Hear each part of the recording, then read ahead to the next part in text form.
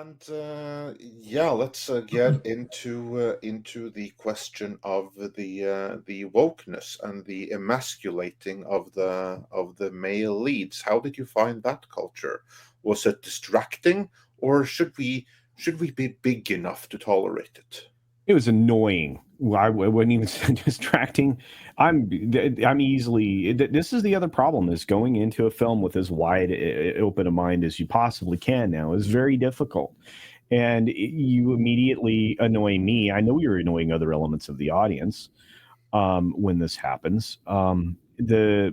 Again, the Michelle Rodriguez only plays one character, Michelle Rodriguez. She's done that forever. I mean, we've talked about that, and behind the scenes and in other places before. Well, I just And said here a few minutes ago she's done nothing but play Vasquez for the last yeah, what 10, exactly. 15 years or whatever she's been acting. Yeah, exactly. And I like. I mean, she's really good at it. But she does have like a series of 4 default expressions, and that's what you get. You get the same performance you get out of Brie Larson or the chick that plays Valkyrie or many other people in Hollywood now. It's like they have probably never experienced joy in their life. So. But for her performance overall, I mean, all the actors did a fine job with what they were given, and you were right, Andre. The script there, some of the dialogue, some of the moments landed, but for the most part, it didn't feel like it felt within, like, around my table. Like if we're playing a game, of D&D, we're actively involved in role playing. It didn't feel like it lived within that world, even though there's some hardcore D&D references in it. I will say that. It was cool. With Neverwinter, the Underdark, which I always say the wrong thing, so I hopefully got it right there. But there was some interesting moments here. Some things were telegraphed. I mean, and they played out exactly like a DM trying to get you out of a jam, right? Yeah, I will also say the most telegraphed thing ever was the post-credit scene. I didn't even stay for the post-credit scene because I knew exactly what it was the moment it was foreshadowed in the movie. And a quick Google search told me that, yep, that was it. That's the most foreshadowed post-credit scene I have ever seen. So, minus point for that. Yeah, I like I said, but your complaints are very similar to mine.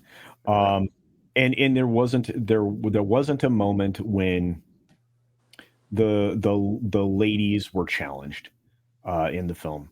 And I, in the background, Andre, would you like to share with people what you felt about the gender stuff? Yeah, sure. I can describe the gender stuff because it is prevalent and throughout the movie, but the focal point is Chris Pine's character and Michelle Rodriguez's character. That's where the focal point is, and I can sum it up really, really simple. Chris Pine's character is written in every detail as a woman. It's as if the character was female in the script, and excessively female so, and then it was just cast with Chris Pine. Whereas Michelle Rodriguez's character is written as a male character, so you'd think that the script would have like Chris Pine's character always having been a woman and Michelle Rodriguez's character always having been a man, and then they just flipped it in the casting and they didn't really change anything because it's like that extreme. Like for instance, Chris Pine's character even sits and does knitting, while Yeah, that's Michelle true. Rodriguez does literally all of the action at all times, like It's any barbarian muscle dude. I know a lot of men who knit. okay. Well, I'll say this. To add to what Andre's saying, it's not like Michelle Rodriguez is not believable at kicking people's booties. I mean, Oh she no, she's definitely. completely believable. Yeah, and her scenes again, given what they were all. And also, like she went for it, like grew out her armpit hair and everything. So yeah, like she went for it. Yeah, and her backstory is entirely believable. Like I said, I mean, there was just a few elements if you would have pulled out of there and left the modernity outside of this film, I think you would have been more satisfied because, as people in the chat have pointed out, you could be a female warrior playing, in an RPG game as a dude. I mean, I often play female characters when I was playing a role playing game. But I just, and I'm saying that the character itself, wouldn't really matter. It's just the stink of the modernity is on all of this. That's what it is, I think. Yeah. So, But I think the vast majority of the audience does not know when a male character is being shat on. I don't think it's something that they view as particularly unusual. We've seen it in commercials for decades now. Right, and I think that's that's why the reception to films that don't have those things is overwhelmingly positive, and they perform very well at the box office, Paul. It's John Wick being a recent example. Yeah, when you shed the need to displace things like that, is when you're going to be overwhelmingly successful. And to be fair, could you have dumb fun with this film? Sure. There you go. Well done. Whose graphic is this? I stole it. Oh, this is beautiful. Looks like it's Mel, whoever that is in the middle there. Mel or Mew, MEU, whoever made it. But I posted it regarding the whole Creed 3 being on video on demand already, and it made less than the original Creed did in 2015 with inflation. So I was like, maybe that's why that film didn't do as well as these two are doing. Well, I mean, and Creed is a guy film. Well, you took out the 55 plus male, and I think that maybe is part of it. Is the only men that are in movies anymore that are actual men are the old school action stars anymore. It seems like Keanu Reeves, Tom Cruise, Sylvester Stallone. Well, historically, classic Hollywood held on to their men really for a really long time. And they really liked holding men, Paul. Heroic. Double back again would have you know, Paul, that there may be males who knit, but not men. Oh, hey. That to tell you, unless it's Sylvester Stallone in Demolition Man, but he had an excuse because he was programmed to do it during his cryo sleep. Hey, who are you calling a knitter? Here. Like you said, people are going to find dumb fun in this film, but it's not going to run over. You guys are actually giving it the worst review I've heard so far. Well, I know I'm being honest because I've seen exactly. I've heard some very overly positive reviews from people after I have actually seen this film, and I'm actually a little stunned. It's, and again, I'm not out to not enjoy things. I tell you when I enjoy stuff. This is one of those times when, I'm there, and I try to go with people, right? Family members, friends, whatever, so that I have like a reflection point, somebody to bounce stuff off of to see if they saw the same thing I did.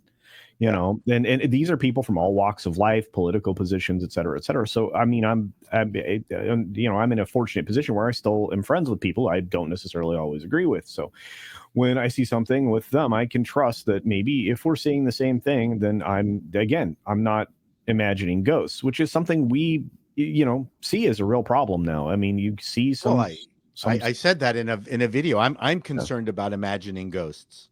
Yeah, I mean, I started saying that a couple years ago, Paul. So we're on the same wavelength. It never made sense to me. I'm like, okay, so I can see modernity pretty easily. It's readily apparent. I think Andre can. I know Script can. I mean, many people, probably James. I think more people can, which is why they're tanking at the box office if they have modernity in them. But I strongly suspect, and this is the last thing I'll say because I kind of dominated the conversation for the last 10 minutes. But people are rejecting these things, but they don't know why.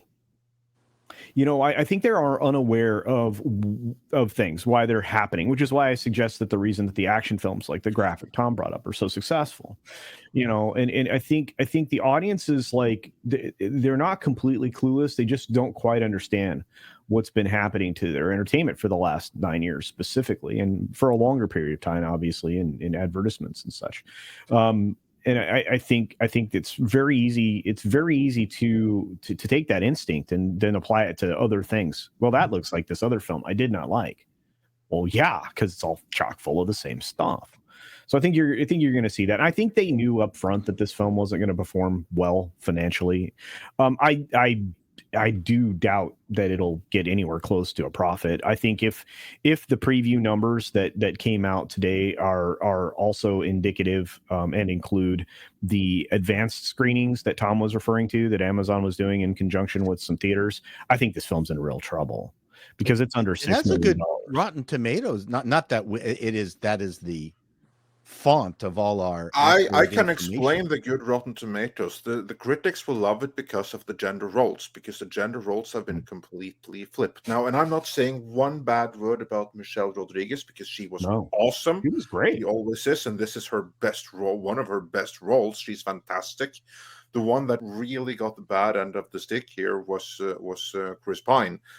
Him and every other male in the movie, but especially Chris Pine. So like those two were flipped, but I'll tell you, keep Michelle Rodriguez, but make Chris Pine a little bit more of a man, and that would have solved everything. I'll tell you, my biggest objection to the trailer was the modern haircuts. Right. Yeah, that's what I mean. Well, here's a weird thing. Is that a weird thing? Is that a weird thing? No. It stuck out to me like a sore thumb. You just came out of the salon. James, looks like you had something you wanted to say about the haircuts and like those anachronisms. And then we're going to run through the super chats specific to Dungeons and Dragons before we move on to Disney and then Star Trek after that. But first, James, your comment on the haircuts and the trailers, but then looks like that disrupted you as well. Oh no! I appreciate it's that thing of like I saw the trailer. I don't want, obviously, I don't want you to say anything that will spoil this for people that are going to watch it. But are they humans role playing? Are they playing the game and this is their? So these are the characters of this world. Actually, we have a super chat on that very topic. Amenthi, that's what I thought. For $10. Could this movie have been improved by being framed as characters portrayed at the table, playing through the scenario and in the game world? Basically, could this have been improved by taking the Jumanji approach? Implication being they didn't take the Jumanji approach. These are characters in the world. Culture. Do you think the movie could have been improved by taking the Jumanji angle? Yes, I've been nodding affirmatively to this question when I've seen it. I think they could have. There would have been a lot of great bounce back they could have played off of. Like arguments. You get into arguments at your table all the time, or passionate discussions, as you would probably like to say. Characterize. Well, that's kind of where I said that I thought maybe that's where they were going with the humor, and I can understand why. Yeah, that's in the trailer, the way they were talking. I thought, these are characters clearly in the current day playing a board game, and now we're seeing their characters on the screen. That's what I thought. Like, Chris Pine, he's this character. That's the way, one of the reasons I wasn't really too keen on watching this film was just the way you could see how Pine was going to be throughout the film. So it's no surprise what you guys are saying. But yeah, I honestly thought the way they were talking, it's like, this is clearly them playing a board game, and this is us seeing them. I cannot believe this is them of this world. And it also, James, it also would have excused the dialogue choices made by the writers throughout the film, because you'd have been like, well, there's not going to be overly formal language at a gaming table, but sometimes there are. It depends how deep your group is. If you have role players that are truly invested in that character, you get the language that would be reflected in the game. But oftentimes people get a little loose, especially if they've had some adult beverages at their table, and the gameplay and the language changes. But that would have been an easier excuse to accept. I mean, you know what I mean? It's like there's like Andre said. I think I think script could have fixed this just with just one pass. And it wouldn't have to change almost anything in it. To be honest with you, the story was every movie lately. It seems like But that's the frustration, because I don't think that they should have gone the Jumanji route. I do like that they went for the take that this is part of a world in which they're inhabitants. What I didn't like is that they didn't take it seriously. You have all of these anachronisms that took Paul out even in the trailer. And I don't blame you for it, because it doesn't appear as real. So that's my issue. This movie would have been better if they had fixed the gender bending morality messaging which could have been done in one pass of the script, gotten rid of the anachronisms, which would have been done during the filming. And you do those two things, and the rest of the movie would have been a 7 or even 8 out of 10. Because nothing bad here. I mean, Hugh Grant was the one that really took. I mean, wow, it looks like he just had a high street haircut. Yeah. Just came out of the salon. Like, what the hell? Even his clothes weren't that of the time. Anyways, yeah. So those, those kinds of small details take you out of it. I mean, and if you're going to do a person within a game thing, then I don't know if you guys are fans of anime, but Sword Art Online does a really good job of matching the what's happening in the real world with what's happening in the game world.